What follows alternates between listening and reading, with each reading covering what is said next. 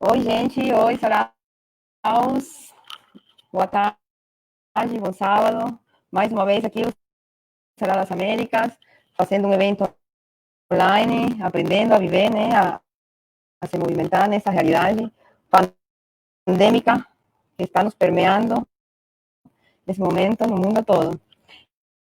Então, nesse espaço aqui, mais uma licença política que estamos nos tomando, nessa oportunidade, com duas mulheres maravilhosas, três mulheres aqui no comando, falando de coisas importantíssimas, né? Sobre o estado necropolítico, a necropolítica, a política da violência, aquela política que não é pró-vida, sino muito pelo contrário, é contra a vida. É uma política bélica, é uma política, né, que tem como meta simplesmente a reprodução do capital, sem importar as vidas e as relações intersubjetivas que isso geram e quais que são as consequências disso, né?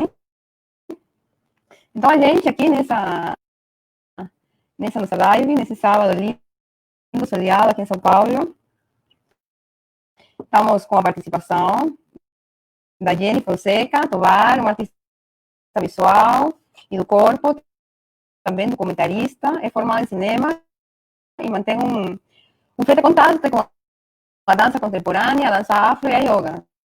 Se interessa por pesquisar, por escrever sobre os costumamentos da imagem, o corpo e a política. É mestre em artes visuais e doutora em artes visuais pela USP. Colombiana, mora faz 7 anos aqui no Brasil, é uma das nossas convidadas para falar desse evento, licença política, sobre a necropolítica. Contamos com a presença da linda Renata, formada em Ciências da Comunicação no Brasil e Linguística, em Hamburgo. É mestranda em Estudos Latino-Americanos na Universidade de Hamburgo, com foco em jovens e movimentos sociais. Ele é uma ativista ambiental desde a escola e hoje faz parte do coletivo Miradas Feministas. Então é isso, gente, já apresentei. Vou dar a palavra primeiramente para a Jenny, nos contar um pouco toda a sua trajetória, o que tem para nos ensinar hoje. Jenny, a palavra está com você.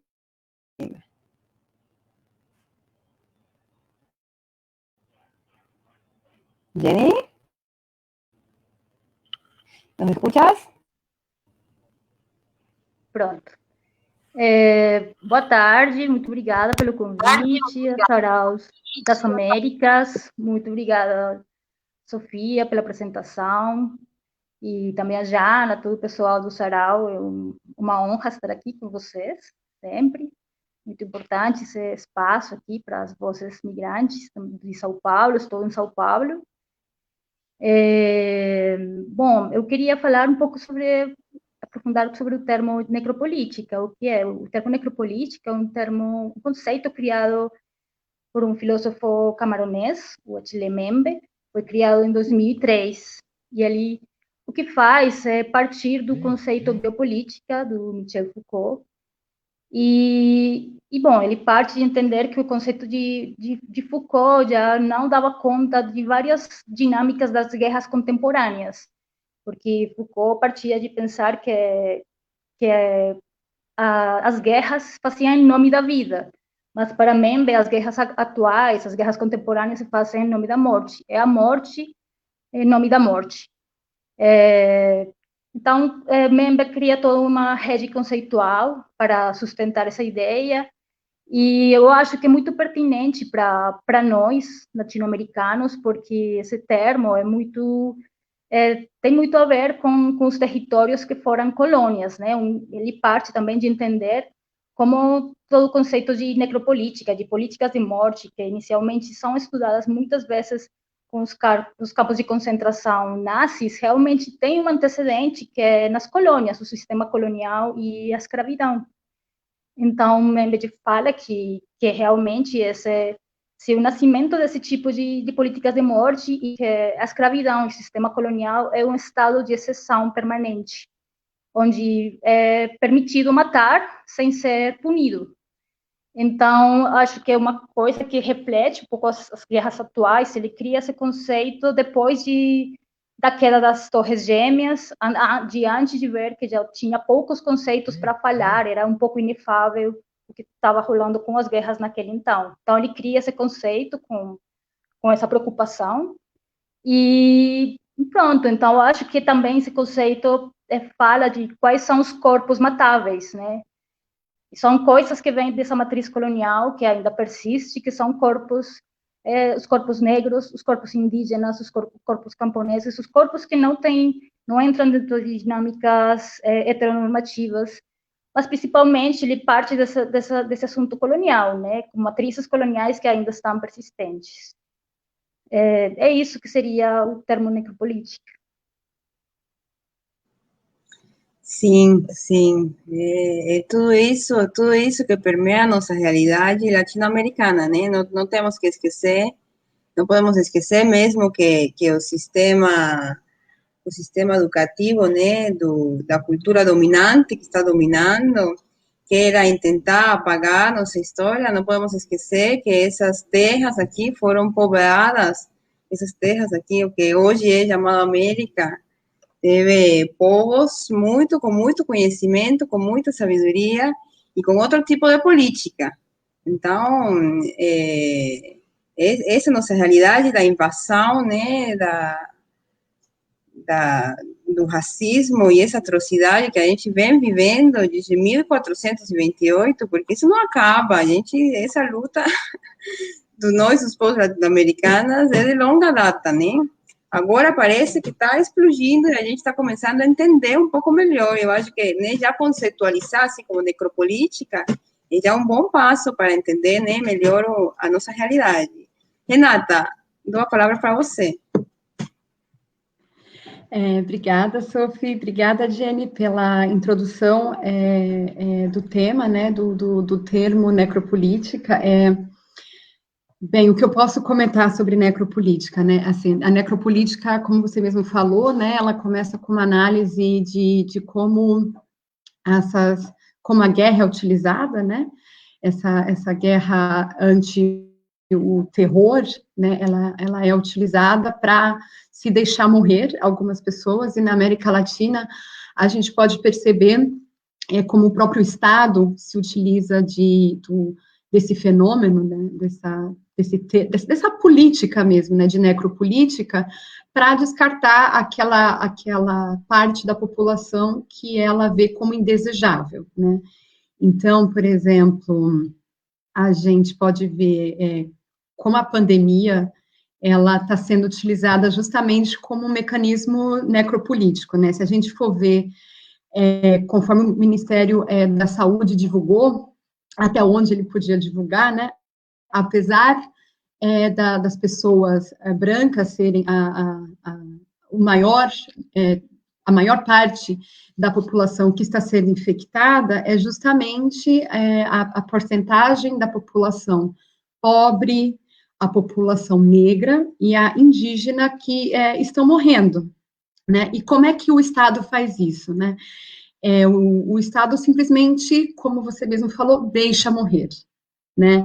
O Estado se omite, o Estado está vendo quais são por exemplo, os bairros ou as regiões onde essas pessoas estão morrendo e deixa de mandar dinheiro, por exemplo, né? A gente sabe que já foi divulgado que o Bolsonaro deixou mais de 18 milhões, de investir mais de R$18 que estavam disponíveis para a saúde, na saúde, porque quem está morrendo é justamente a população negra, né, e a população indígena, que são as duas populações indesejáveis que a gente tem no Brasil, né. Eu não quero aqui criar uma discussão extremamente acadêmica, mas tem um livro muito importante do Frantz Fanon, que é Os Condenados da Terra, que ele vai falar como é que a elite desses países que eram ex-colônias, eles não se identificam como parte da população de onde eles vivem, mas como parte dessa população europeia que colonizou o seu território. Então, a elite brasileira, essa que principalmente está no comando, ela não se vê como parte, ela não se vê como brasileira, né? Ela vai se ver como europeia. E para ela é muito importante embranquecer a população brasileira, e não só embranquecer no tom de pele, mas embranquecer mesmo as formas de viver, deixando morrer aquelas pessoas que são resistência dentro desse status, né? Então, as pessoas negras, que tanto fisicamente como, de alguma forma, culturalmente, somente por existir, são resistência a esse status quo europeu, que essa elite brasileira tenta manter, os indígenas, né, que vêm na sua forma de viver, de existir, também como resistência, tanto a política neoliberal e extrativista, da forma que ela né, como no seu dia a dia, na sua luta. Então, a necropolítica, o deixar morrer, para o Estado brasileiro, é uma das principais armas que existem. A gente depois pode entrar aí na questão de como a polícia também é um instrumento para esse projeto necropolítico do Estado latino-americano em si, porque no Brasil, ela tem uma grande força, no caso, a Polícia Militar, mas também em outros países da América Latina, também tem uma força policial muito grande que funciona como isso.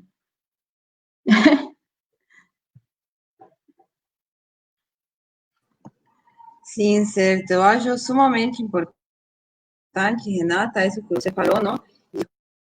Como nós aqui na América Latina tem um termo que define isso, que é colonização do pensamento, né? A gente todavía continua sendo colônia, e quizás não em termos oficiais, né? Porque, bom, tem todo esse Estado, toda essa estrutura institucional, que são os Estados-nações independentes, e, né, que podemos tomar decisões.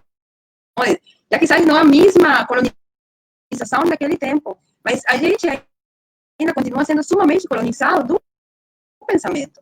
Mesmo a galera que disse de esquerda, sou venezuelana, e vivi grande parte do processo do governo de esquerda na Venezuela.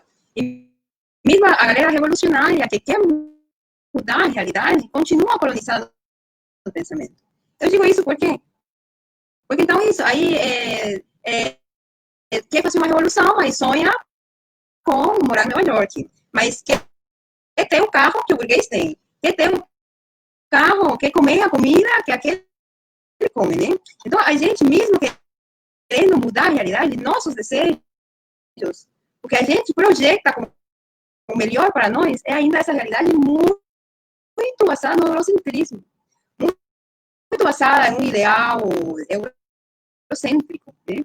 Então, eu acho que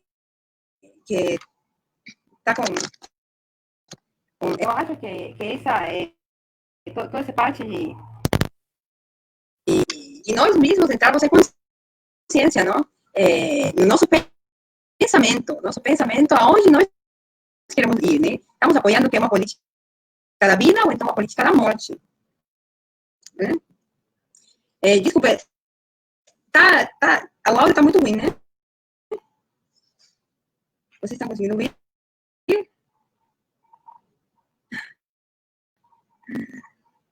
Bom, vou continuar aqui. Então, a gente vai começar aqui com uma roda de perguntas.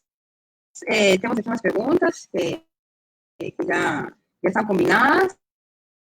Eu acho que podemos utilizar a seguinte metodologia. Eu vou descer a pergunta e aí quem quiser responder, ou se quiser responder as duas, alguma pede o direito à palavra. E assim vamos fazendo, pode ser? Então, a primeira pergunta diz assim: qual a relação que vocês acham, que vocês veem entre a necropolítica e as mortes nesta pandemia? Quer começar respondendo, Jenny? Pode ser, fica a palavra com você, Lita. Quero. Bom, eu vou falar um pouco aqui do caso colombiano, de repente, aí Renata pode complementar com o caso brasileiro, o caso como migrante brasileira também.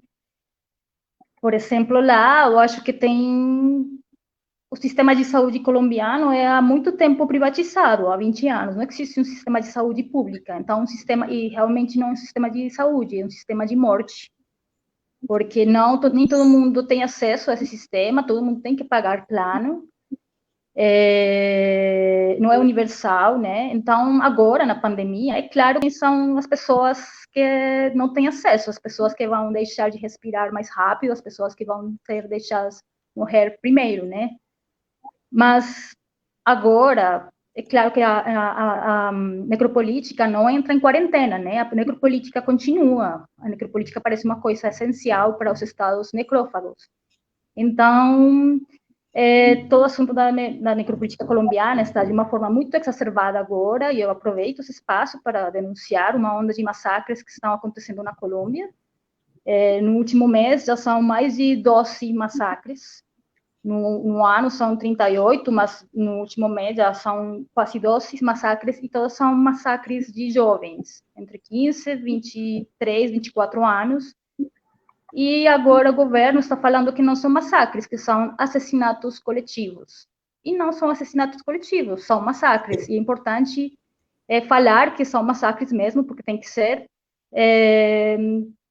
ditas, né, tem que ser denunciadas, não como assassinatos coletivos, porque esses jovens estavam fazendo sei lá que coisas, não, são massacres que estão vindo de várias formas, em várias regiões colombianas, e aí está vendo, né, não, a necropolítica continua, pode ter uma pandemia, mas ela persiste, né, é ao contrário, ela fica mais clara, ela fica ainda mais reafirmada nesses contextos.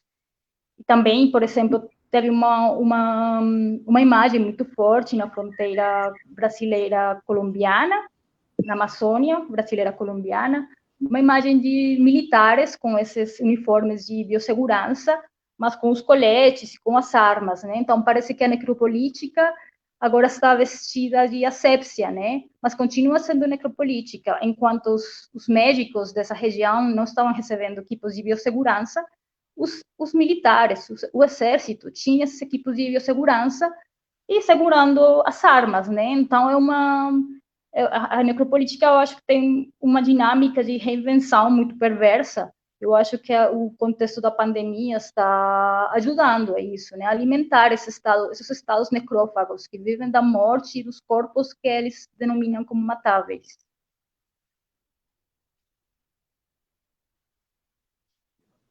Certo. Renata, você quer falar um pouquinho a respeito? Se eu entendi bem, eu vou ver se eu entendi bem a pergunta, como é que os estados estão se utilizando da pandemia para seguir com o seu projeto necropolítico? Era essa a pergunta exatamente, né? E a relação entre as mortes da pandemia, sim, e a necropolítica, por aí. Sim. Então, foi mais ou menos aquilo que eu comentei, né, no início, né, que no caso, o Estado simplesmente deixar as pessoas morrerem, né, não tentar evitar de alguma forma, né, por exemplo, o Bolsonaro não aconselhou a população a ficar em casa, muito pelo contrário, ele pediu para essas pessoas seguirem as suas vidas, por quê? Porque o Bolsonaro sabe que quem são as pessoas que, por exemplo, estão fazendo os trabalhos precários, né? Os trabalhos precários é trabalho doméstico, trabalho de vendedor ambulante, né? As pessoas que trabalham em serviços públicos como de transporte, né? Que são justamente aquelas pessoas que, como eu disse no início, são indesejáveis para o Estado brasileiro porque elas não correspondem com as características que o Estado brasileiro gostaria que o brasileiro tivesse, que fosse o eurocêntrico, o europeu, né? A gente ainda em sua grande maioria, para o Estado, nós somos uma população descartável, porque nós somos uma população, grande parte, de pessoas não brancas. E, então, o primeiro exemplo que eu dei, então, foi justamente o da saúde, né, quando ele omite investir dinheiro apesar de nós termos no Brasil um sistema de saúde público e gratuito para todo mundo, ele deixa de investir dinheiro justamente na pandemia. Ele primeiro corta o ministro da Saúde, né? Depois ele deixa de mandar o dinheiro que está disponível para a saúde, e assim ele deixa todo o processo, todo o sistema de saúde precarizar. Então, está faltando falta maca, falta luva, para as pessoas que estão na linha de frente, que também são pessoas precarizadas, né? Quem está morrendo no sistema de saúde, em grande parte, também são enfermeiras, que de alguma forma também não estão dentro dessa percepção, né, de trabalho extremamente bem remunerado, e, enfim, eu não quero entrar nessa discussão agora, como as pessoas que dependem desse sistema de saúde, elas são as que estão morrendo. E é muito interessante, porque se a gente for ver, quem são as pessoas que, por exemplo, conseguiram ficar em casa na pandemia, né? São as pessoas que conseguem trabalhar de home office, são as pessoas que podem fazer o trabalho de casa, e quem são as pessoas que têm que fazer os longos projetos os longos trajetos, né, de casa até o trabalho, né, são as empregadas domésticas, são as pessoas que trabalham em restaurantes, justamente nessas áreas, nesses territórios onde as pessoas podem fazer home office. Então, assim, eu faço home office, né, parte da elite, talvez classe média alta, fico em casa fazendo home office e vou pedir comida pela internet, né? Quem é o entregador? Quem é o cozinheiro do restaurante? Né? São todas pessoas que, para o Estado brasileiro, são descartáveis. Então, esse lado da saúde. Outro ponto é a própria polícia, né? A gente viu que no início da pandemia, em diversos territórios da periferia, tanto de São Paulo quanto do Rio de Janeiro, a polícia, ela entrou e sequestrou pessoas, matou, tem casos de diversos jovens que a polícia simplesmente sequestrou, matou e despejou o corpo em qualquer lugar, né, porque está todo mundo falando da pandemia, se aparecer meia dúzia de pessoas mortas, a possibilidade disso aparecer na mídia é muito menor. Então, o caso de violência doméstica, né, em que muitas dessas mulheres, elas se sentem desprotegidas, né, principalmente mulheres negras da periferia, que, no caso, tem o inimigo dela dentro de casa, né, o companheiro, elas também são afetadas por esse sistema de necropolítica, né, se a gente for ver onde estão as delegacias de mulheres, ou esses sistemas de proteção, essas mulheres muitas vezes estão muito afastadas dos territórios da onde elas vivem. Então, a própria polícia, dentro desse contexto da pandemia, ela é utilizada também como um instrumento de morte, né? Não de deixar morrer, mas realmente de se matar. E a gente, inclusive, vê que o Superior Tribunal Federal do Brasil, ele tem que emitir uma nota proibindo a polícia de entrar dentro das áreas periféricas, né, durante a pandemia, porque a polícia se sentiu livre para fazer o que ela queria. Outro ponto que a gente pode focar, no caso, se a gente olhando para a questão indígena, é como, nesse período de pandemia, a mineração ilegal, ela explode dentro, por exemplo, do território Yanomami, né, que é uma reserva ambiental, e pelo que eu vi, existe, inclusive, indícios de que alguns garimpeiros foram transportados dentro do avião da FAB, né, que é a empresa aérea que está a serviço do país e do presidente, é justamente ela que vai transportar esses garimpeiros para essas regiões mais remotas da Amazônia, né, para fazer a extração ilegal de pedras preciosas ou de minério precioso. E é justamente nessa região que a gente está, justamente não nessa, né, mas em outras regiões do Brasil, em que os povos indígenas também estão sendo extremamente atingidos pelo Covid-19, mas que é uma região em que o acesso a pessoas que não indígenas, ela é de alguma forma restrito, e são justamente as regiões em que as pessoas estão morrendo com Covid-19, justamente não só pelas queimadas absurdas da Amazônia, agora no Pantanal também, mas como resultado desse garimpo ilegal que está explodindo na Amazônia no período da pandemia. É isso. Sim, eu acho que tem, né, todo esse sistema, toda essa lógica, porque é uma lógica estrutural, é uma lógica já criada faz muito tempo, né, que vai se repetindo. Tem um ponto norteador, não, que é o lucro. Então, esse é o lucro por cima de tudo. É o lucro por cima da vida, é o lucro por cima, né? E é tanto assim que eles permitem, né? Bom, então esses garimpeiros vão lá, destruem a Amazônia, queimam a Amazônia, não? Como se eles não respirassem o ar que a Amazônia, não, que a Amazônia produz. Como se eles estivessem em um outro lugar, que não é dentro desse planeta Terra, né? Eu acho que por isso é tão esclarecedor e tão essa visão dos povos andinos, dos povos ancestrais, não só os andinos, mas também de outros povos milenares, né? Que vem o planeta Terra, vem a estrutura da Terra, o ecossistema, a natureza, não vem como um produtor de riqueza, não é como um objeto para extrair sua riqueza e assim conseguir lucrar mais. Não, vem como o sujeito provedor, né? Pelo menos nessa questão dos povos andinos, eles veem a Terra, o nosso ecossistema, a natureza como um sujeito, não como um objeto. Tipo, um rio que você vai e faz um garimpo e o rio mata, você está matando o seu avô. Esse é aquele conceito de necropolítica, não existe. A natureza é uma ciência, né, financiada por multinacionais para ir explorar a natureza. Explorar, porque é um lucro por cima de qualquer outro tipo de racionalidade. Tipo, se a gente disse, né, alguns estudos, eu não tenho aqui referência para citar, mas diz alguns estudos que se a gente continua mais 300 anos nesse ritmo, destruição da natureza, a gente vai acabar não só com os negros, não só com o índio, não só com a mulher, não, vamos acabar com o planeta. Vamos acabar com todos nós, vamos acabar com a nossa espécie humana, porque não é o planeta, mentira. O planeta ele sobrevive, vamos acabar com a nossa própria espécie. Então, não só a necropolítica, não só um problema, não só um problema, não só um problema, a necropolítica não é só um problema dos povos periféricos, do povo, da sociedade mais vulnerável, é um problema de todos nós. Tá bom, então, passar para outra pergunta?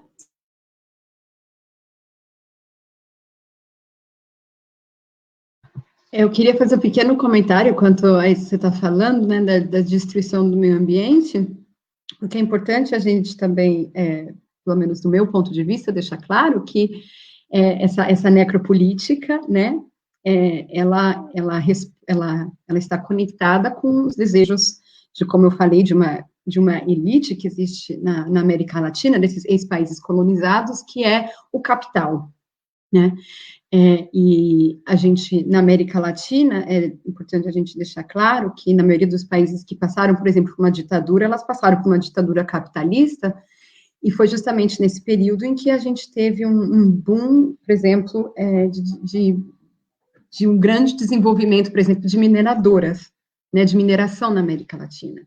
E qual é a ideia do capitalismo? É que tudo é um objeto de produção de capital. Então, a gente não está falando do rio, a gente não está falando da floresta, a gente não está falando dos animais, a gente está falando de um produto que a gente pode capitalizar e fazer dinheiro, né? Inclusive, tem uma crítica, espero que eu não fale o nome errado agora, do Ayrton Karnak, se não me engano, que ele fala que... Ayrton Krenak. Obrigada pela correção. Que ele vai falar que o que a gente chama de recurso, né, recursos naturais, eles chamam de parentes, ou seja, até no vocabulário que a gente usa diariamente, a gente já tirou a vida de tudo que está ao nosso redor e construiu uma ideia de que aquilo é consumível, né? E essa ideia de o ser consumível e ser descartado é justamente uma ideia de que a necropolítica se apropria para decidir quem pode estar vivo e quem pode morrer também, né? Certamente. Jenny, você queria fazer alguma consideração? Sim, falando nesses termos de capitalismo, eu lembrei de uma escritora, pensadora mexicana, Sayak Valencia, ela fala do capitalismo gore, Eu acho assim, interessante trazer nesse momento, porque ela fala desse tipo de necropolíticas que são ativas nos espaços de fronteira. Ela estuda principalmente Tijuana, no México, mas pode ser deslocado esse conceito para outros lugares, né? Mas o que ela fala é que o corpo desmembrado, os corpos esquartejados, as vísceras, são uma mercadoria. Essa é a mercadoria, né? Esse corpo morto, esquartejado, e que eu acho que tem a ver muito com essas técnicas usadas por vários grupos armados, enfim. Então, também veio como esse capital, também o corpo entra dentro dessa dinâmica de morte, né? E o corpo é a troca, né? Tudo que ele descarrega de significado, né? Como uma coisa pedagógica, de ajustiçamento, enfim. Então, e claro, ela tem uma perspectiva disso, como uma perspectiva de gênero. Ela fala que tudo isso está dentro de uma noção de sujeitos masculinos, né? Como esse capitalismo gore é feito por uma matriz que é masculina. Então, como é a forma de desativar isso, de subverter, um pouco pensar, ela fala das multidões queer, como pensar essas outras formas de sujeitos e modos de existência que subvertam essa masculinidade que se faz tangível na guerra através de corpos desmembrados. É isso que queria apresentar. Sim, certo. Me fez lembrar em um conceito do Marx mesmo, que diz que as únicas fontes de riqueza, né, do capital, as únicas fontes de riqueza para gerar esse lucro, né, é o trabalho humano e a natureza. Então, né, produz riqueza, isso com o corpo humano, mecanizando um corpo, né, sometendo o corpo a algumas coisas, né, algumas situações que não é para ser sometido, para produzir riqueza, e explora a natureza. Então, isso é a morte, o problema do capitalismo, dessa produção assim, exacerbada de lucro, e que cada dia consumir mais, ter o melhor, né? Isso, que isso se produz em base a conceito de morte, de trabalho humano, porque o trabalhador, mais que fazer a mecânica, receber o salário por isso, ele está deixando a vida, ele está deixando os seus sonhos, ele está deixando seu tempo no trabalho, sua perspectiva, seu futuro no trabalho, né? Isso já vai para a morte, isso não é uma qualidade de vida, ele pode viver, né? Que dizem os povos originários. Ele já não está sujeito a isso, né? Além disso, com a matança da natureza. Então, o sistema capitalista, esse sistema que não é só capitalista, sino também é eurocêntrico, como vocês dizem, machista, né? Não, patriarcal, branco, bélico, nos traz muitas questões. Gente, está me informando aqui que o áudio está muito ruim. Eu vou tentar entrar de novo na ligação pelo telefone. Continuem aí, eu já volto, tá?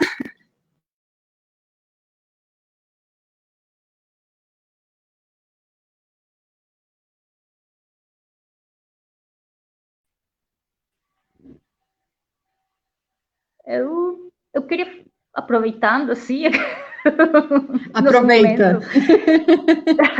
Aproveita que a Sophie desapareceu.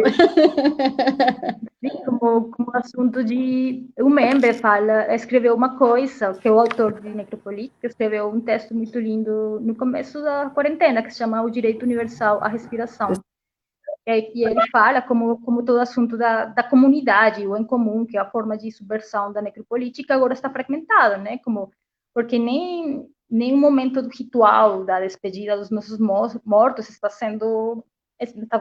podendo se conseguir, né? Então, ele fala que é uma fractura muito forte agora, nesse sentido de comunidade, de criação, de produção do em comum, que vai tomar um tempo, né, para refazer, para tentar encontrar esses outros modos de existência que podem vir depois da pandemia, enfim.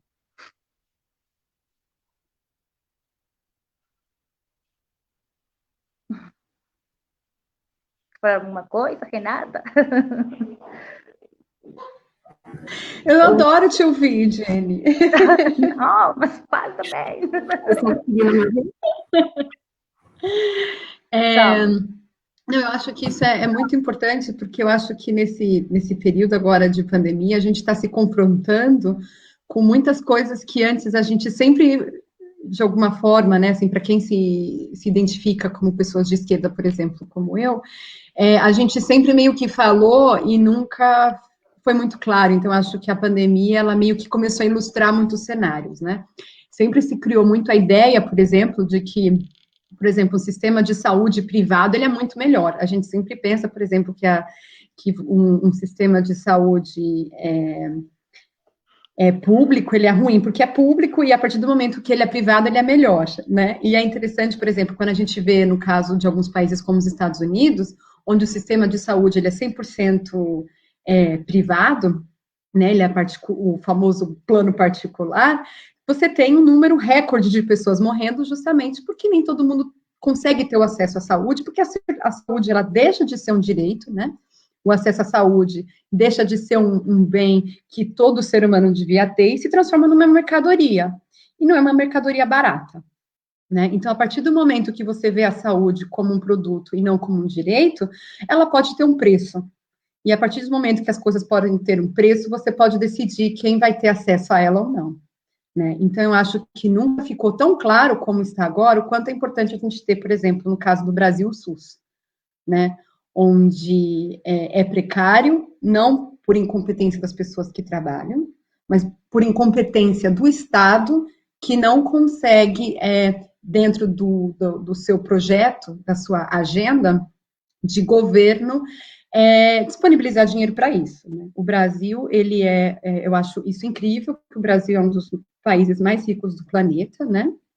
Ele era, pelo menos até o ano passado, uma dos 8 países mais ricos do mundo, e que não tinha capacidade de separar 10% do seu PIB para a saúde, pura e simplesmente por falta de interesse dos nossos governantes, né? Então, é muito claro a gente falar sobre isso, que a saúde no Brasil ela não é precária, não é por falta de recurso, é por falta de interesse, né? E a pandemia está mostrando isso, né? Que se a gente, o Brasil, com os números que a gente tem de desigualdade, né, se a saúde ainda fosse privada, a nossa catástrofe seria muito pior, né? A gente tem 120 mil pessoas aí já quase mortas pela pandemia, e esse número só não é o triplo, porque a nossa saúde, mesmo precária, ela ainda é pública e ela ainda tenta abranger a todos os que estão dentro do território brasileiro. Esse é o comentário que eu posso fazer sobre o que a gente está falando aqui agora, né? Fazendo essa contenção, essa conexão entre pandemia, direito e capital, capitalismo, principalmente. Certo. Eu acho que me avisam, por favor, se melhorou o áudio, se continua muito ruim. Melhorou, melhorou? Ai, que bom, que bom. Tá, então tem outra. Tem outra aqui, gente, tudo ao vivo, tudo na casa, tudo com recurso caseiro. Acontece. Tem outra pergunta aqui, não, que acho sumamente legal, que é o paramilitarismo na Colômbia em paralelo com as milícias no Brasil. Como vocês enxergam isso? Quer começar, Jenny?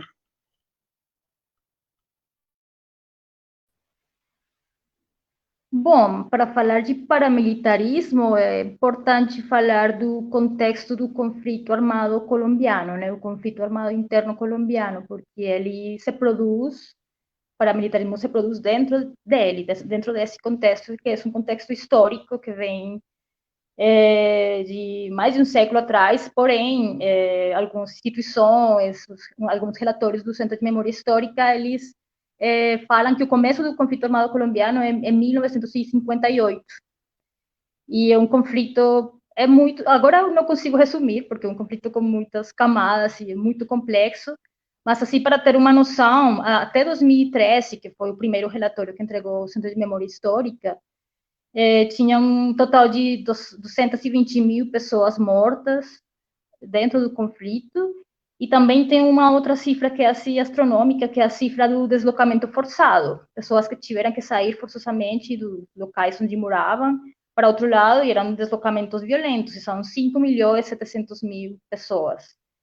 E, bom, isso foi em 2013, e agora as cifras estão muito diferentes, né? Então, o paramilitarismo se cria dentro dessas tensões territoriais da Colômbia, em onde se começou a criar a noção de um inimigo, essa narrativa de inimizade, e o inimigo eram os guerrilhas de esquerda, né, nesse momento. E estava toda a tensão da Guerra Fria também, já falando no contexto mundial. E então, naquele então, se cria uma lei, que é a Lei 48, em 1968, que praticamente é a lei que cria o paramilitarismo. É incrível, né? É muito indignante ver como o paramilitarismo começa de uma forma muito acolhida pelo Estado, de uma forma legal, né? Mas o paramilitarismo, o que é? O paramilitarismo surge como uma contra-insurgência contra esses movimentos camponeses, das várias guerrilhas, principalmente as Farc, EP, e eles trabalham com a empresa privada, com as elites econômicas do país, para deslocar populações e ficar com os territórios ancestrais delas, né? E o paramilitarismo tem, assim, já nesse mesmo relatório de 2013, um total de 1.166 massacres, para vocês terem, assim, uma noção do que é isso num território que é muito menor que o território brasileiro, né? Vendo as proporções. E o paramilitarismo também, nessa dinâmica de deslocamento forçado às populações, também foi muito aliado do narcotráfico, né? Que na década de 80 começou a se falar de narcoparamilitarismo, apesar de que o narcotráfico também trabalhou muito com a guerrilha, isso tem que ser dito, e que a guerrilha também fez muitos massacres. Naquele relatório se falam de 343 massacres, que são muito menos que os massacres paramilitares, mas mesmo assim são massacres. Eles têm uma responsabilidade histórica também pelo assassinato do povo, que é o assassinato do povo na mão do povo.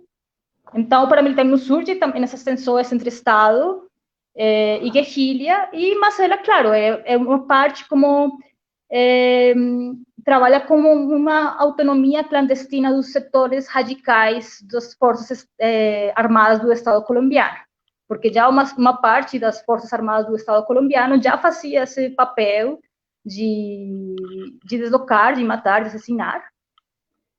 Mas depois, com essa lei, parece que se legaliza. E depois, em 1997, se cria as Autodefensas Unidas da Colômbia, que é a fundação das AUC, onde já o paramilitarismo estava super expandido em todas as regiões colombianas, mas eles se criam como um grupo e eles aí tomam muita força.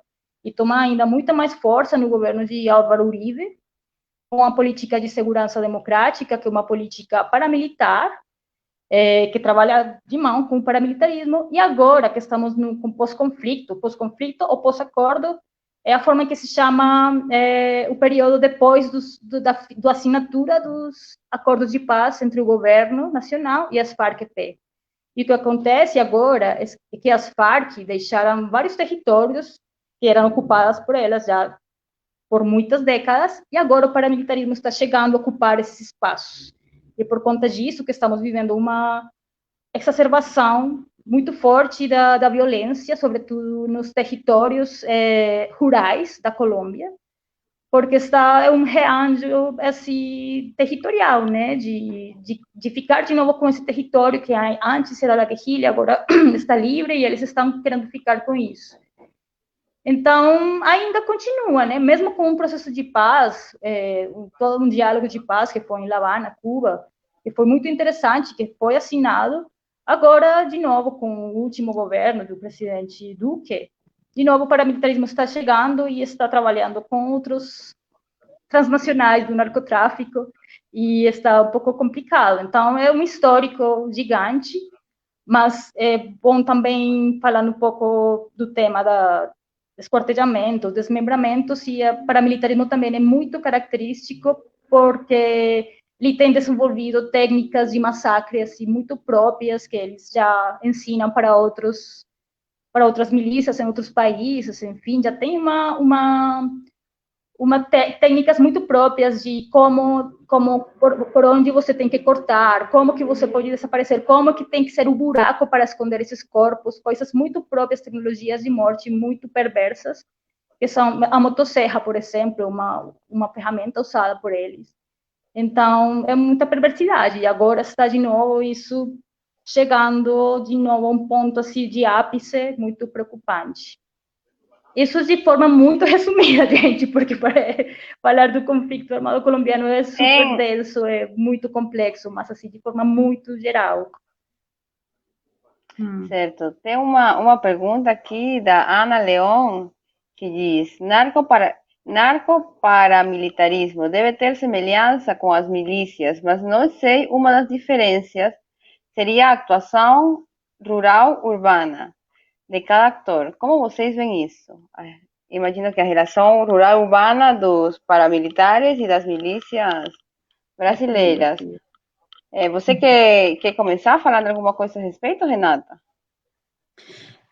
Bem, esse era justamente o paralelo, né, que eu ia fazer, que como é que as milícias, por exemplo, funcionam no Brasil. Bem, essa não é a minha área de pesquisa. A maioria do que eu vou falar aqui claro, é o resultado de reflexões minhas pessoais, com notícias que eu leio, com alguns textos que eu encontrei, né, durante essa pesquisa que eu faço no Brasil sobre a juventude e na verdade, as escolas, né. Mas você vai ver como é que a polícia, no caso no Brasil, as milícias, elas são muito similares ao paramilitarismo, porque até onde eu entendi, o que a Jenny explica, é que o paramilitarismo, na verdade, é um levante de pessoas que não estão, na verdade, não é um aparato do governo, é um levante de algumas pessoas como resposta a essa violência das Farc, e que o Estado, ao se ver,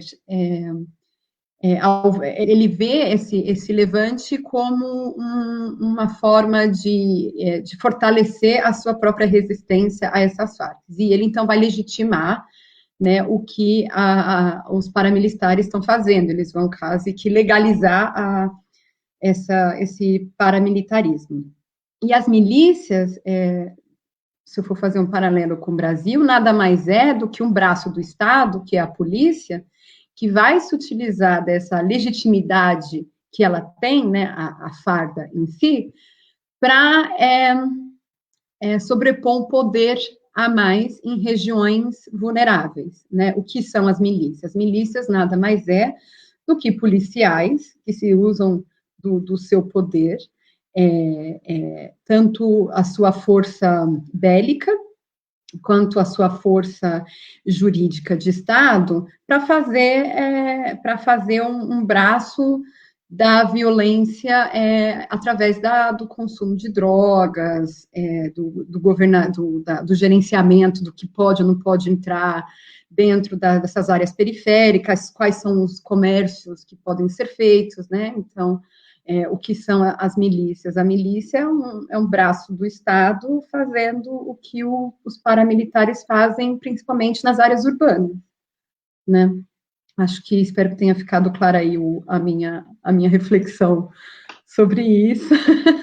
Não sei se a Jenny tem alguma coisa a adicionar, porque ela também mora no Brasil, acho que ela também tem contato com esse... Eu queria acrescentar uma coisa, e é que o paramilitarismo, claro, é muito mais forte e atinge mais os setores rurais, no caso colombiano, mas também tem feito uma presença, por exemplo, na política, e tem todo o caso de parapolítica colombiana, que foi durante o governo de Álvaro Uribe, onde várias cadeiras do Congresso colombiano eram ocupadas por paramilitares.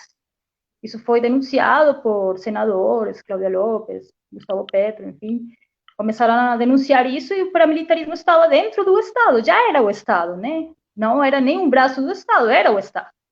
Então, já estava dentro da política e, portanto, estava não só nas partes rurais, também nas partes, nas cidades, e eu acho que não é muito diferente do que acontece aqui. Exatamente, né? Isso que eu queria falar, né? Assim, quem está sentado hoje na presidência do Brasil? É, Eu gostaria aqui, exatamente. já que nós estamos aqui numa live, perguntar por que dos 89 mil na conta da Michele Bolsonaro, né? Né? Da onde veio esse dinheiro? Por Da quê, onde? né? Gostaríamos de saber aí, o Brasil está se perguntando faz uma semana, né? Porque o Queiroz depositou 89 mil na conta da Michele Bolsonaro, né? Falando aí sobre milícias e paramilitarismo, né? Sim, o Bruno Simões, ele fez um comentário, né, que diz, é importante ressaltar que no México também há um fenômeno que muitos chamam de narcoestado. A realidade carioca também tem muita convergência com esse processo. Muitos acham, inclusive, de mexicanização da política brasileira. Né? Então, esse narcoestado. Na Venezuela também estão falando, né, pela cercania com a Venezuela, também estão falando isso, de algumas relações do governo venezuelano com os narcos, o negócio das drogas colombiano. Mas, gente, para passar no outro ponto, Eu também só queria deixar aqui desculpa, comentar, por exemplo, que no México, eu não sei como se desmembrou o processo, mas dos 49 estudantes que desapareceram no México, até hoje não apareceram, e esses estudantes estavam justamente, se eu não estou enganada, por favor, alguém comente aqui, me corrija se for o caso, eles estavam indo protestar. E até onde eu acompanhei o processo deles, foi justamente o desaparecimento desses jovens foi justamente o pedido do prefeito da cidade, né? certo. E eu queria aqui, novamente, deixar claro, dentro dessa ideia de política e polícia e necropolítica, como, por exemplo, a guerra contra as drogas no Brasil, ele é um projeto de necropolítico, né? Porque quando a gente fala de guerra contra as drogas, a gente está falando da polícia com seu poder bélico, se utilizar da ideia de procura às drogas para entrar dentro da periferia e matar quem ela quiser, desaparecer com quem ela quiser, e depois falar que essa pessoa era uma pessoa envolvida com drogas, né? E a gente sabe que, por exemplo, toneladas de cocaína foram encontradas em fazenda de pessoas com muito dinheiro no Brasil, em helicópteros de pessoas que têm muito dinheiro. Então, se a gente encontra toneladas de cocaína em um helicóptero de uma pessoa que tem muito dinheiro, por que a procura por drogas ocorre sempre em regiões onde a maioria das pessoas são pobres, negras, e de alguma forma estão à margem dessa sociedade branca, né? Então, assim, a própria guerra contra as drogas, ela é um projeto necropolítico. E eu acho super engraçado como é que até a própria mídia, ela tenta esconder essa realidade, né? A gente vê que quando uma pessoa branca, uma pessoa de alto status, tanto profissional quanto econômico, ela aparece com drogas, geralmente se usa palavras como se desconfia, o usuário, a pessoa portava, né? E quando é uma pessoa negra, uma pessoa pobre, ela vai ser já descrita como meliante, marginal, traficante, né? Ou seja, até o direito a essa pessoa a ser vista como talvez inocente é anulado dela. Então, a própria guerra contra as drogas no Brasil, que foi iniciada nos anos 90, um acordo entre o próprio Fernando Henrique Cardoso e o Bill Clinton, já é um projeto necropolítico, né? Por isso que eu dou um pouco de risada quando as pessoas defendem o Fernando Henrique Cardoso, ou quando ele mesmo lança um livro falando sobre racismo, e a gente vê todas essas políticas de extermínio de corpos negros, corpos não brancos, é iniciada principalmente por ele. E é importante a gente também dizer, no caso do Brasil, que a polícia militar, ela é uma polícia que é criada durante a ditadura militar para exterminar aquelas pessoas que o Estado via como não desejáveis, né? Essa mesma polícia, em 92, em São Paulo, ela extermina pessoas negras, principalmente, dentro do Carandiru do presídio. Tá? E logo depois, o que o Fernando Henrique faz? Ele inicia a guerra contra as drogas, ao invés de rever o papel da polícia militar dentro do Estado brasileiro. Sim, eu acho que tem uma frase célebre, né, que desses governos latino-americanos dos anos 90, né, que fala a modernidade ou então o desenvolvimento é um ônibus onde não entra todo mundo, onde só entra homem branco armado. Também dou risada com isso, também dou risada. Então, só para mudar aqui na outra pergunta, tem uma pergunta aqui muito legal, que é sobre a arte dentro dos conceitos da necropolítica. Além dos museus, né? A arte além dos museus. Jenny, você gostaria de comentar alguma coisa sobre isso? Fica a palavra com você. Sim. Bom, aí eu chego mais na minha área, sou das artes, e a minha pesquisa de doutorado é a relação entre necropolítica e arte, sobretudo no contexto colombiano, e como a minha pergunta era como a arte, os processos coletivos e colaborativos poderiam subverter ou não a necropolítica.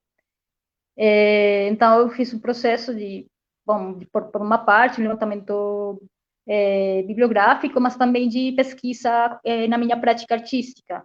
Principalmente fiz 2 experiências colaborativas, coletivas, e essa que estão vendo agora faz parte de uma intervenção que eu fiz no Centro Histórico de Bogotá, que se está gentrificando, mas que historicamente foi um local onde tinha várias dinâmicas de violência, por exemplo, também tinha muito a ver com o tema de tráfico de drogas, e era chamado de Bronx. Então, agora, as últimas administrações, as últimas prefeituras estão tentando gentrificar tudo isso, e agora se chama Bronx Distrito Criativo, que é uma forma de chamar esse local da cidade como um bairro das indústrias culturais e criativas. Só que a gente, ou vários de nós artistas, temos uma crítica muito forte, porque é uma forma de instrumentalização da arte para pensar a arte só como para gerar lucro, né? Para entrar dentro do sistema capitalista. E ajuda também a apagar a história desse bairro de uma forma muito ascética. Então, essa imagem faz parte disso. Toda essa revitalização desse bairro em Bogotá trouxe consigo uma onda de morte, né? Era uma revitalização que operava através de uma necropolítica. Então, eu trabalhei com 4 artistas, com 3 artistas, Rebeca Rocha, Citzi Barrantes e Andrés Lagos, e com a colaboração de uma liderança comunitária e com alguns moradores de rua para criar essa ação. Em que consistia? A gente tinha cascas de laranjas muito podres, e as pessoas deitavam no asfalto, e a gente criava a silhueta desses corpos que estão caídos no asfalto. E essas laranjas eram muito podres, estavam assim em um estado de putrefação muito alta. Então, para a pessoa que estava deitada, era uma experiência forte, porque o cheiro era realmente invasivo. E depois a gente podemos ver um pouquinho mais embaixo as fotos. Essas pessoas saíam dessa silhueta e a gente preenchia com mais cascas de laranja, e ficava esse rastro desse corpo cheio de putrefação, que é um pouco também essa metáfora do estado necrófago. Nós éramos pássaros. Isso foi feito em março do ano passado, quando a gente não sabia que ia chegar uma pandemia e que tínhamos que usar todos esses uniformes de biossegurança. Então, a gente usou esse bico, também fazendo uma alusão ao tema da peste bubônica, como eram esses uniformes assépticos, mas pensando nessa asepsia desse estado que quer apagar essa história de morte que houve nesse local, e o nosso pássaro também, como um pássaro necrófago.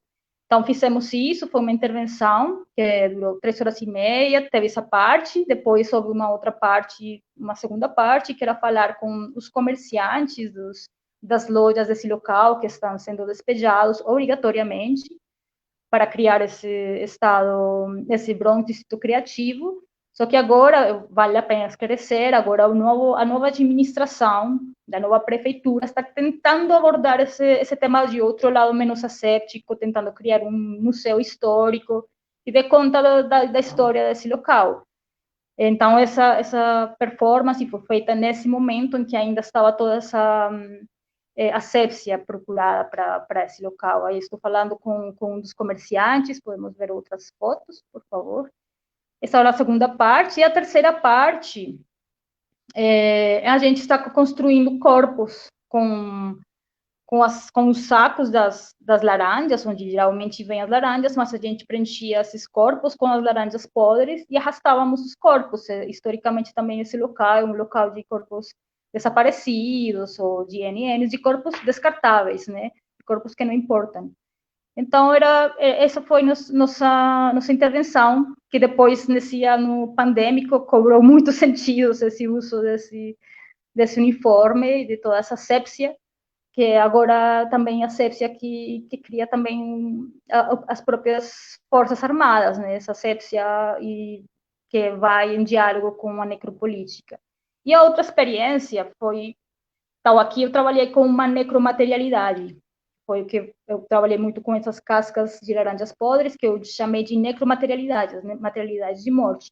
Mas depois trabalhei com essas mulheres no Cauca, em Terra Adentro Cauca, que é um dos estados colombianos mais atingidos pelo conflito armado colombiano, e elas têm um comitê de mulheres maravilhoso, onde trabalham em prol da soberania alimentar, em prol também de acabar com as dinâmicas patriarcais das suas comunidades, e elas são umas mulheres que salvaguardam a vida e, portanto, são mulheres biopotentes. Tem uma que eu uso esse termo, enfim, na tese de falar de biopotência, corpos biopotentes que subvertem a necropolítica.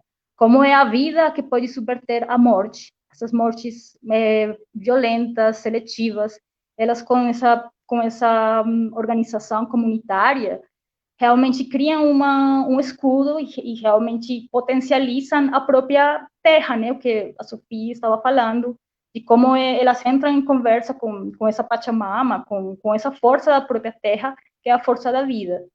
E eu criei essa série de fotografias com elas, através de um laboratório de fotografia, videoprojeção, de corpo, de dança.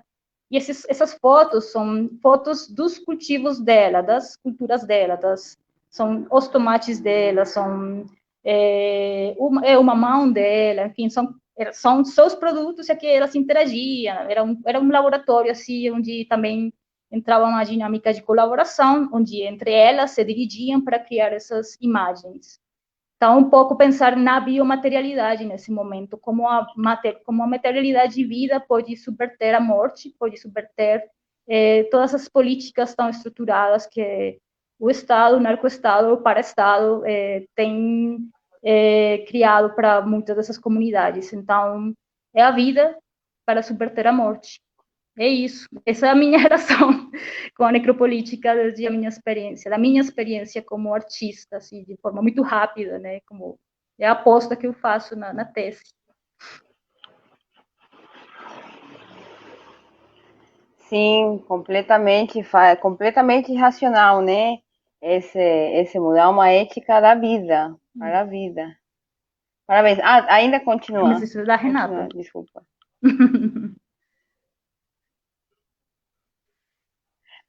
Bem, eu comecei com a performance faz pouco tempo. Bem, na verdade, eu vou explicar um pouco as imagens, né, que a Jana está mostrando aí, o contexto. Bem, essas imagens que a Jana está mostrando, na verdade, é do coletiva Rua das Vadias, que é um coletivo de mulheres daqui do Brasil, né, especificamente de Recife, de Pernambuco, e essa performance que elas fazem se chama Rojas, que seria, no caso, vermelho em espanhol, em castelhano. Por que a Jana está mostrando essa imagem? Porque, bem, eu faço parte do coletivo aqui, Miradas Feministas, aqui em Hamburgo, é um coletivo que deixa eu contextualizar um pouquinho. Eu estudo aqui na Universidade de Hamburgo Estudos Latino-Americanos, e a gente, dentro de alguns seminários, fora do nosso curso, principalmente seminários e cursos sobre feminismo, a gente percebeu que a perspectiva feminista e os desejos de mudanças feministas aqui do norte, ou principalmente europeu, era uma ideia de feminismo muito de mulheres brancas, de unicidade de mulheres brancas, que não abraçava as ideias, as necessidades das mulheres latino-americanas. E a gente ficou muito chateado, porque a gente percebia que dentro das aulas a gente não ouvia nenhuma autora que falava com as vozes da nossa região, né? Então, assim, tem eu, que sou brasileira, tem uma outra amiga que também é alemã, mas que tem uma afinidade muito grande com o México, uma afinidade familiar muito grande com o México, também tinha uma outra que era colombiana, e a gente percebeu que a gente precisava, de alguma forma, mudar um pouco essas discussões que a gente tinha dentro da faculdade e aproximar essa discussão para a nossa realidade, né, como mulher latina, porque é muito interessante a gente falar que a percepção e o valor que a mulher tem quando ela é europeia não é o mesmo que o corpo, né, o corpo da mulher latina, quando ela está mesmo fora do território latino-americano, não é o mesmo. Tá? A gente vê que a violência contra a mulher na Alemanha, no caso, estou dizendo, ela é muito maior quando a mulher não é alemã. Então, assim, os casos de violência doméstica, as mulheres que sofrem algum tipo de violência verbal, geralmente tende a aumentar quando ela não é alemã. Então, a gente falou assim, bem, nós estamos falando no mesmo lugar, mas de lugares diferentes. E então, a gente cria esse coletivo, e a gente percebe também que a forma de protestar, de falar sobre o corpo e das nossas necessidades é muito diferente de como isso ocorre aqui na Alemanha. Então, no dia 8 de março, algumas meninas, tanto do coletivo do Miradas Feministas, quanto outras latinas, que também, eu também tenho contato, tanto da faculdade, como na comunidade aqui em Hamburgo, a gente falou assim, bem, a gente quer protestar no dia 8 de março, mas a gente não quer protestar, a gente não quer sair às ruas como geralmente se sai, porque a nossa percepção de como as coisas são feitas é diferente. Então, a gente se utilizou dessa performance das meninas da coletiva Rojas, coletiva Rua das Vadias, essa performance Rojas, e adaptou ela para o clima de Hamburgo, tá? Bem a gente deixar claro que quando a gente estava fazendo essa performance, a gente estava com 6 graus na rua, e a gente tinha que sair com um balde de sangue, né, que era um sangue que a gente mesmo produziu em casa, não é um sangue verdadeiro, né, a gente produziu um líquido parecido com sangue, e a gente tinha que andar com isso na cabeça durante todo o percurso, né, o protesto durou em torno de 3 horas e meia, 4, e realmente estava muito frio e estava garoando, a gente teve que adaptar essa performance para fazer em Hamburgo. A gente usou, no caso, 3 camadas de blusa de frio, o que não é suficiente, porque a gente estava todas com essa água, né, na cabeça, e a ideia foi que a gente lavasse todo o percurso com um pouco de sangue, né, e esse sangue, porque a gente é mais conectado com uma percepção mais feminista do que realmente necropolítica, né, mas a ideia do sangue como o sangue está conectado com as mulheres, principalmente as mulheres latinas, né, é o sangue, bem, todos nós, seres humanos, né, todos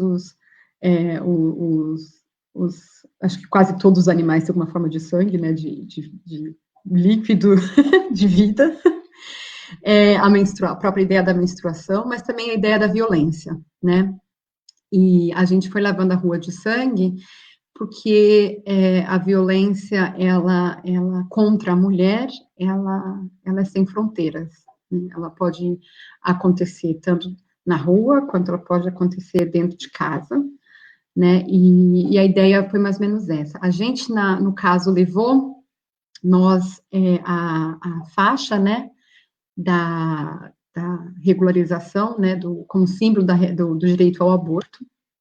O aborto aqui na Alemanha, ele é permitido, tá? Existe uma pressão, né, meio que interna, né, para, de alguma forma, burocratizar esse direito, mas a América Latina, com exceções de alguns países, como, por exemplo, o Uruguai e a Colômbia, o aborto é proibido. E aí, voltando à ideia do aborto, para a nossa temática de hoje, que é a necropolítica, a gente vê como o aborto ele também é utilizado como um mecanismo de estado de controle dos corpos femininos, principalmente dos corpos femininos de mulheres pobres e negras, né? No Brasil, ele permite o aborto em alguns casos específicos, como, por exemplo, a fragilidade da saúde da mãe, né, da mulher grávida, no caso da criança do feto, né, ser acéfalo, ou em casos de estupros. Esses são os casos em que o aborto é permitido e que, de alguma forma, está sendo extremamente dificultado e burocratizado, como esse caso da menina de 10 anos mostrou, né, que apesar dela ter tido o direito de abortar, por ela ter sido, bem, primeiro porque a vida dela corria risco, né, ela tinha 10 anos e não podia aportar um bebê, né, ela ter sido estuprada há 4 anos, e mesmo assim, médicos do sistema de saúde do Espírito Santo não quererem fazer o aborto da menina. Então, assim, o direito dela até o aborto estava sendo desrespeitado, ela ter que ir, percorrer não sei quantos quilômetros, né, porque ela saiu do Espírito Santo e teve que ir a Pernambuco para passar por esse processo. Então, se a gente for ver hoje, o perfil das mulheres que fazem aborto são mulheres acima de 30 anos, que já têm um filho, e em sua grande maioria, que tem um bom status econômico, né? Só que quem morre de aborto são justamente as mulheres pobres, né? Essas são as que morrem. Então, para o Estado, é claro que o aborto, ele ocorre no Brasil. Só que a questão não é quem faz aborto, a questão é quem morre de aborto. E para o Estado é muito legítimo manter o aborto proibido, porque, por um lado, ele descarta os corpos que para ele é indesejável, e, por outro, ele mantém o apoio que ele tem desses políticos que se usam da religião para manter o seu poder, né? Certo, certo. Que interessante, gente. Eu tenho certeza que nós três mulheres latino-americanas, estando aqui falando disso, tem muita força, né? O que a gente está falando ao princípio da conversa. Três mulheres portadoras de vida, portadoras de sistema reprodutivo que está cheio de sangue, nosso processo reprodutivo tem sangue, mas é uma sangue muito diferente. É uma sangue que gera vida, não é uma sangue que vem da morte. É uma sangue que tem todas as células, tem muitos componentes, né, capazes de criar até um outro ser humano. Então é isso, eu queria, para fechar aqui nossa conversa, agradecer muito todos, a participação de todas as nossas duas convidadas. Queria convidar a Jenny a ler uma poesia, para fechar com um pouco de arte, mais ainda. Sim. Bom, não é uma poesia como tal, é uma mensagem que é um mamo. Mamo é um xamã, seria a palavra de xamã, da Sierra Nevada de Santa Marta, na Colômbia, no Caribe colombiano. Ele mandou uma mensagem no começo da pandemia, no Covid, que eu acho que também é uma mensagem que conversa muito com a mensagem que traz o Ayrton Krenak. Eu acho que tem muitos pontos em comum, como essas vozes indígenas nesse momento, que trazem essa reflexão de a gente olhar ou de ter uma atitude de silêncio e de humildade para tentar entender o que está falando agora a Terra, né? Então, vou ler só os últimos 2 parágrafos daquela mensagem, porque é longa, eu acho que não dá tempo, mas eu acho que para fechar aqui nossa live faz muito sentido. Vou ler em espanhol, está em espanhol. Ele é da etnia Arhuac, daquela muito linda Sierra Nevada de Santa Marta, no Caribe colombiano. Quizá muchas personas estén pensando que van a volver a la misma normalidad, pero eso no va a pasar. Algunos tal vez regresen a sus trabajos, a sus rutinas, pero muchos no lo harán. Y se siente miedo y se experimenta el dolor de la muerte. Pero ese sufrimiento solo nos puede llevar a la vida. En el nuevo mundo el egoísmo debe desaparecer. Todos tenemos que cooperar y dialogar. Las autoridades no pueden seguir gobernando solas. Las decisiones se tienen que coordinar con los pueblos. No más diálogos de unos pocos. Tenemos que llegar sí o sí al reencuentro. Esta enfermedad solo afecta a los humanos. De ahí tiene que partir nuestra reflexión. La Madre nos ha enviado a pensar sobre nosotros. Nosotros hicimos el mal, pero nosotros mismos podemos encontrar el camino hacia la cura. Los componentes materiales e inmateriales de la Madre se están alineando en una delicada armonía, desde los océanos, pasando por la Tierra hasta llegar al universo y dar nueva vida. Quizá aún no comprendamos ese proceso. Por eso debemos escuchar a cada componente de la Tierra y cooperar con ellos. Qué lindo ese mensaje. Escuchar a nuestra mamá que nos está hablando, ¿no? Yo creo que necesitamos mucha humildad dentro del corazón, mucha humildad para entendernos como no una simple pieza, ¿no? En un sistema muy complejo y que más que dominarlo y explotarlo, tenemos primero que empezar a entenderlo. Renata, ¿quieres decir algo más? Não, eu só queria agradecer o convite do Sarau das Américas para eu estar nessa discussão aqui hoje. Fico muito feliz em poder dividir esse espaço com vocês.